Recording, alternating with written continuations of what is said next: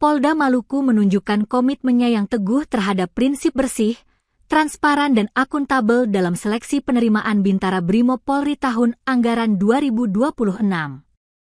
Kapolda Maluku, Irjen Pol Profesor Dadang Hartanto, memastikan tidak ada celah kecurangan. Salah satunya dengan memasang kamera pengawas atau CCTV untuk memantau setiap tahapan tes.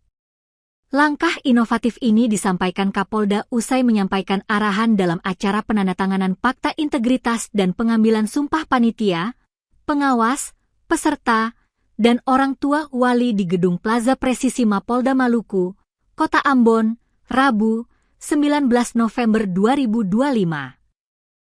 Total 537 calon siswa, CASIS, Bintara Brimob akan bersaing ketat untuk memperebutkan posisi tersebut.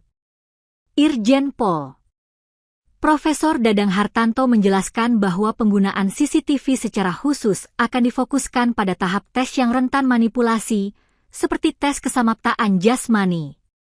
Hal ini ditujukan untuk memberikan bukti audit yang konkret jika terjadi perselisihan nilai.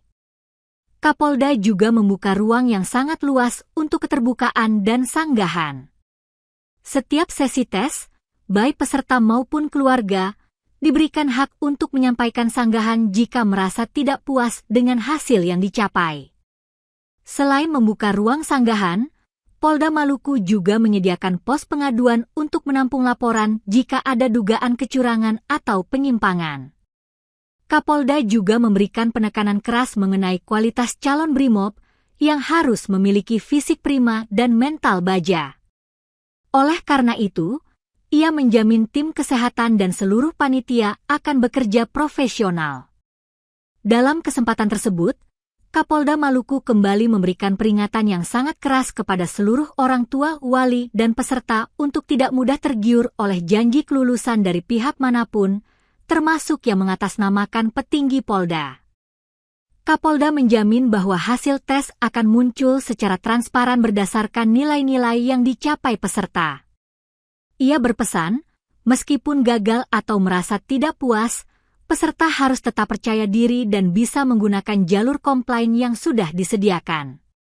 Kan bisa dilihat tuh, dia kalau ada komplain misalkan dia push up, sit up, larinya berapa, misalkan larinya cuma, saya larinya 7 Pak. Gitu. Padahal tertulis misalkan 6, saya larinya 7, kita lihat sama-sama di CCTV itu berapa kali dia. Nah, itu jadi bisa. Oh, jadi ada ruang keterbukaan untuk proses sanggahan begitu ya? Iya. Jadi proses sanggahannya itu berlaku ke setiap tes atau keseluruhan sampai habis?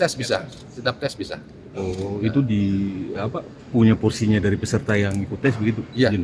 Keluarga. Ya. Kemudian pesertanya sendiri bisa. Kemudian nanti silakan nanti ada pos pengaduan ya. Ada pos pengaduan.